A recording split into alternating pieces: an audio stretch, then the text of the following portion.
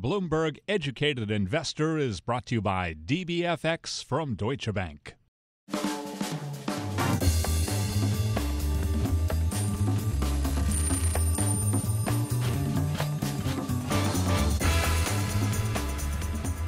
The retail FX market allows individual investors to bet on the direction of currencies, including the U.S. dollar, Japanese yen, and the British pound.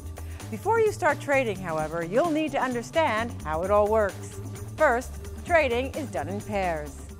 You can't do one without the other. What I mean is if you're trading in the yen-dollar pair, there's two trades that happen, right? You're simultaneously making a decision to say, on a relative basis, just those two currencies, one will strengthen and hence zero sum, one will weaken.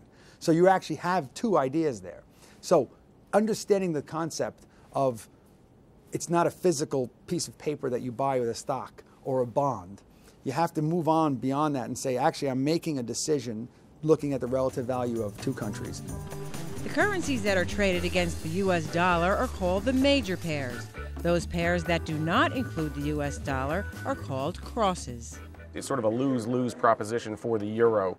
Brian Dolan is chief currency strategist of Forex.com, a division of Gain Capital. There's over 180 different currencies in the world, so about 6 major pairs account for about 80-85% of daily trading volume. Those being the euro against the U.S. dollar, the dollar against the yen, the pound against the dollar against the Swiss franc, and then the dollar against the Aussie and the Canadian dollar. Dolan says there's one way to put the world's many currencies into perspective. There are 3 major blocks: the dollar block, the euro block, and the yen block, roughly corresponding to 3 major economic regions of the world: North America, Europe, and Asia. That's why there's no such thing as a real bear market in currencies, because one is always rising and the other is always falling. Thanks for watching Bloomberg, The Educated Investor. I'm Carol Biaggi. Bloomberg Educated Investor is brought to you by DBFX from Deutsche Bank.